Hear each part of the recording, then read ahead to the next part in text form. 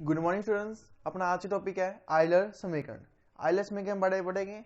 ये किसी भी पदार्थ के तरल के प्रभाव के गुणों की व्याख्या करते हैं कि तरल के कैसे गुण है, क्या प्रकृति है, उसके बारे में बताता है ये आयलर समीकरण। तो इसके अपने डेरिवेशन की बात करेंगे कि आयलर समीकरण होती क्या है। तो सबसे पहले बात करते हैं आयलर समीकरण। कोई पाइप मानी अपने ने, माने कि ये पाइप है जिसमें से कोई द्रव फ्लो हो रहा है, बह रहा है। इस पाइप के अंदर से कोई द्रव बह रहा है। इस पाइप का किसी भी भाग पर इसके अंदर कोई द्रव फ्लो हो रहा है,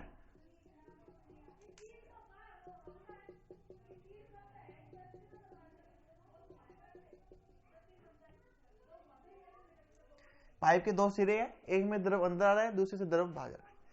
इसे किसी भी भाग पर इसका क्षेत्रफल एरिया मानना अपने ने ए है। इसके एक अल्पांश, मतलब इसके एक पार्टिकल की बात करते हैं कि इसके एक अल्पांश से पार्टिकल पर क्या बात होगी। इसकी मैं एक पार्टिकल की बात कर रहा हूं, ये पार्टिकल ले रहा हूं इसका।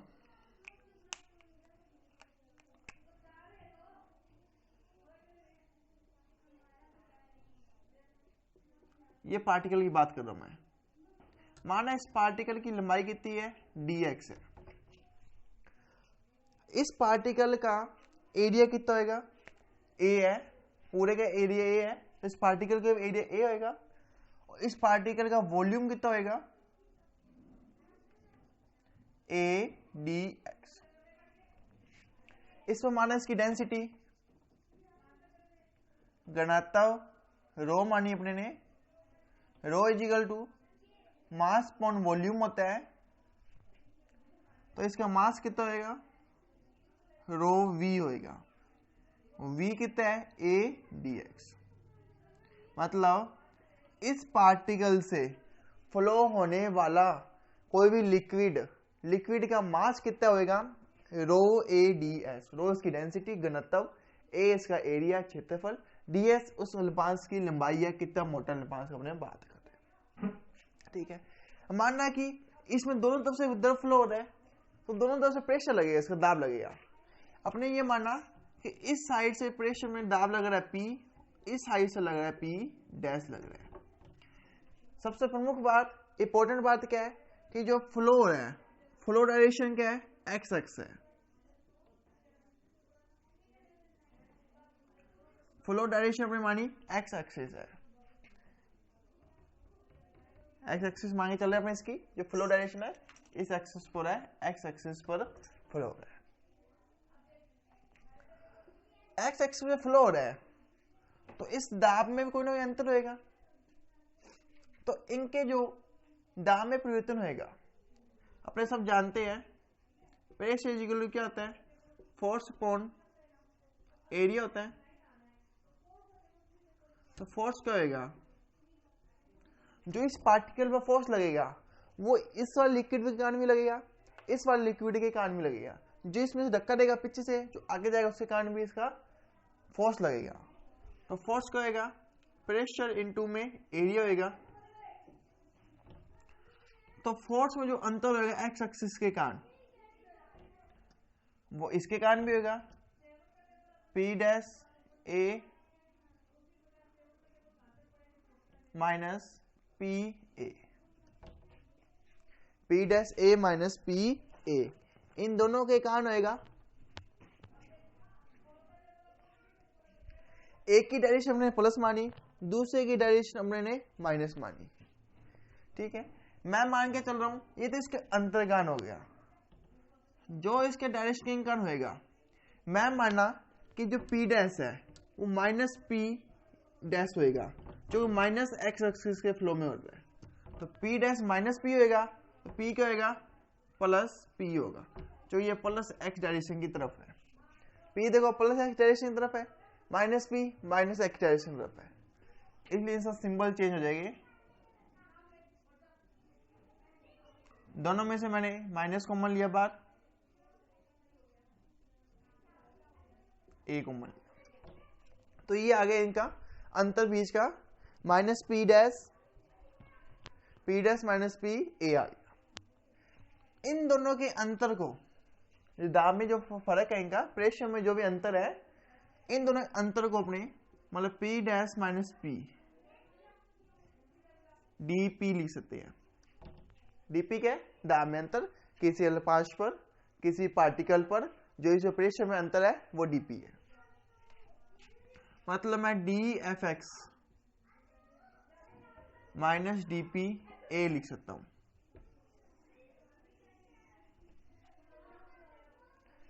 इसमें मैंने dx से भाग करा इसको, dP को dx से भाग, a को dx से मल्टीप्लाई किया, तो देखो क्या आएगा,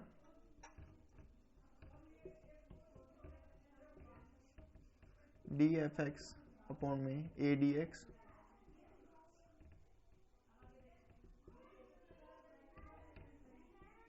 इसको मैं इसमें ले गया। a dx क्या होता है?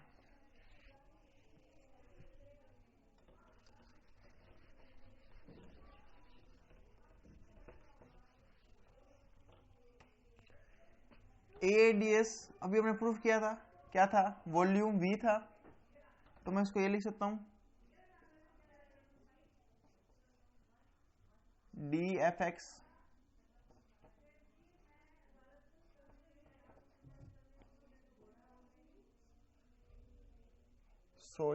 लिमिट पे equal to minus dP upon में dx। ये इक्वेशन आ गई अपने पास। अब दोस्तों इक्वेशन का मतलब क्या है?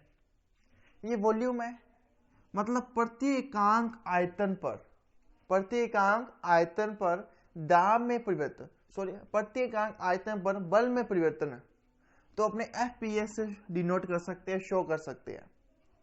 मतलब dFx अपॉन v को, ये क्या है? प्रति एकांक आयतन पर दाब में, सॉरी बल में परिवर्तन है, तो उसको अपने FPX से डिनोट कर सकते हैं।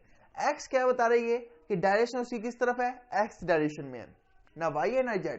यहाँ पर जो x हम यूज कर रहे हैं, इसका मतलब ये है कि इसकी जो डायरेक्शन चल रही है वो x डायरेक्शन में चल रही है, x दिशा में फ्लो हो रहा है। ये क्या है? इनके जो दाब में परिवर्तन है, दाब में परिवर्तन हुआ dP x डायरेक्शन में, ये प्रति एकांक आयतन में बल में परिवर्तन बता रहा है, तो इसको FPS से नोट कर दिया। ये इसकी जो आंतरिक ऊर्जा होती है, आंतरिक ऊर्जा माइनस du अपॉन dx उसके इक्वल होएगी। तो इसकी जो विमाएं होती है, इसकी विमा क्या आएगी? देखो फोर्स की विमा होती है न्यूटन होती है, इसकी dP अपॉन dx की विमा क्या आएगी? देखो फोर्स इनटू एरिया। तो वॉल्यूम के अपने पास आती है मीटर क्यूब, ऊपर क्या आएगी इसकी विमा? जूल, जूल को देखा न्यूटन पर मीटर, मीटर क्यूब के ये कैंसिल आउट होगी, क्या है? न्यूटन अपॉन में मीटर स्क्वायर। न्यूटन अपॉन में मीटर स्क्वायर ये किसकी विमा है? दाब की, प्रेशर की। तो ये प्रेशर की विमा आ रही है यहां से, मतलब इसकी जो आंतरिक ऊर्जा में परिवर्तन है, आंतरिक ऊर्जा और इसमें जो परिवर्तन है, दोनों लगभग एक जैसे ही मान सकते हो। मतलब उसकी जो आंतरिक एनर्जी में जो परिवर्तन होता है, आंतरिक क्रियाओं में जो परिवर्तन होता है, उसको अपने FPS मान सकते हैं। मतलब जो आंतरिक परिवर्तन है उसको हमने FPS लिखा, जो इसकी विमा और उसकी विमा सेम आती है, ये विमा थी उसकी सेम आती है, इसलिए लिखा। इसलिए अपने अब देखो इसमें ये तो सिर्फ आंतरिक की बात करी अपने ने कि आंतरिक परिवर्तनों के कारण आंतरिक दीवारों से टकराएगा, पाइप से टकराएगा, अपने एक दूसरे पार्टिकल आपस में टकराएगा, उसके कारण इसमें ये परिवर्तन आएगा, इतना प्रेशर लगेगा, इतना इसमें दाब में परिवर्तन बल लगेगा। लेकिन भारी गुरुत्वीय बल, बाहर अगर मैं प्रेशर ज्यादा बढ़ा दे भारी वस्तु के कारण, भारी बल के कारण इसमें क्या परिवर्तन आएगा, उसको अपने FEX से लिखेंगे।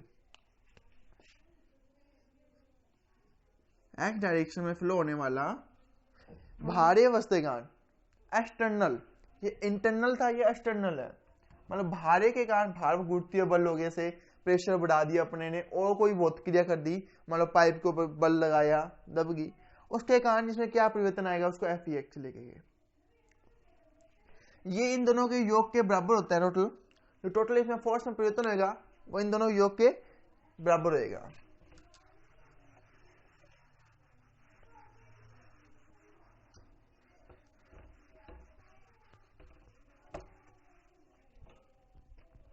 मतलब एफ पी एस और एफ ई एक्स इन दोनों के योग के बराबर आएगा ये, मतलब डी एफ एस दाब में बल में परिवर्तन इन दोनों के योग के बराबर आएगा। तो इसको अपने ऐसे लिख सकते हैं F P plus F E ए डी एक्स। बल में परिवर्तन होता है द्रव्यमान इनटू त्वरण होता है। जो इन दोनों के बल में परिवर्तन है वो द्रव्यमान इनटू त्वरण होता है, m इंटू ए होता है। तो F P plus F E, यहाँ एक्स लगा लो, एक्स डायरेक्शन में चल रहा है इसलिए द्रव्यमान रो ए डी एक्स था, ये होगा डी वी पॉइंट में डी एक्स होगा, rho A D X into D V point में डी एक्स होगा। एफ पी एक्स की वैल्यू पुट कर देते हैं अपने, माइनस डी पी पॉइंट में डी एक्स होती है, तो ये मैंने यहां लिख दिया, ये आ गया एफ ई एक्स पूरे साथ एडीएस कैंसिल आउट हो गई है, रो डी बी पॉइंट में डी एक्स, मतलब रो डी बी पॉइंट में D X plus D P point में D X is equal to F E X. भारे परिवर्तन का ये, इसका स्मॉल वी लिख लो अपने, जो अपने कैपिटल वी को वॉल्यूम लिया था या स्मॉल वी ले लो, स्मॉल वी ये वेग है, पता चल जाएगा, थोड़ा अंतर पता चल जाएगा, ये वेग है, और जो कैपिटल वी लिया हुआ अपने ने ये वाला, ये अपना आयतन है। तो स्मॉल वी को अपने क्या लिख सकते हैं, V X I cap, V Y J cap, V Z के कैप लिख सकते हैं स्मॉल वी को। एफ ई को क्या लिख सकते हैं अपने, F E X I cap, F E Y J cap, F E Z के कैप लिख सकते हैं। पी को क्या लिख सकते हैं, P X I cap, P Y J cap, P Z के कैप। इस रूप में हमने तीनों समीकरण लिख सकते हैं, मतलब वी वेलोसिटी वेग को इस रूप में लिख सकते हैं अपने, एफ ई जो अपने पास फोर्स है, एक्सटर्नल फोर्स भारी वस्तु के कारण जो बल लग रहा है उसको अपने तीनों रूप में लिख सकते हैं एक्स वाई जेड डायरेक्शन में। पी प्रेशर अगर तीनों डायरेक्शन के कारण होता है एक्स वाई जेड के रूप में इस टाइप में लिख सकते हैं। तो इससे अपने इक्वेशन बनेगी, वो देखते हैं इक्वेशन क्या बनेगी, एक्स डायरेक्शन के लिए, वाई डायरेक्शन के लिए, जेड डायरेक्शन के लिए, तीनों डायरेक्शन के लिए अपनी अलग अलग अपने इक्वेशन बनेगी। उन तीनों इक्वेशन को बनाते हैं अपने। एक्स डायरेक्शन में देखते हैं क्या बनेगी अपने पास, rho V X D P X F E X. ये कौन सी डायरेक्शन है, एक्स डायरेक्शन का। ऐसी बनेगी अपने रो डी वी वाई अपन में D Y, D P Y upon में डी है,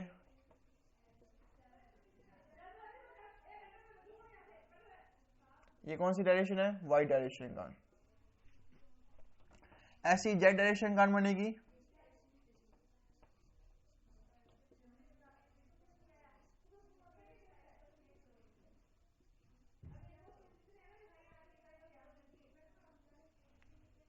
इन तीनों का सम कर रहा हूं मैं, तीनों इक्वेशन क्या कर रहा हूं, सम, तीनों सम किया तो एक्स वाई जेड तीनों में सम हुई है, तो रो तो है ही, साथ में जब वी एक्स वी वाई और वी जेड तीनों सम हुई तो क्या बनेगा, देखो वी एक्स वी वाई और V Z,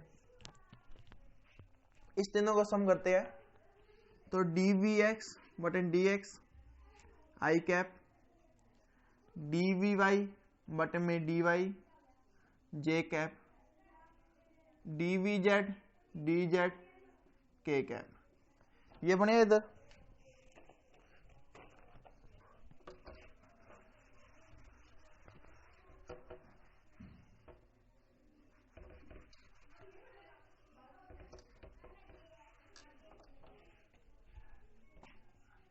is equal to, इधर ये सम होएगा dpx dpy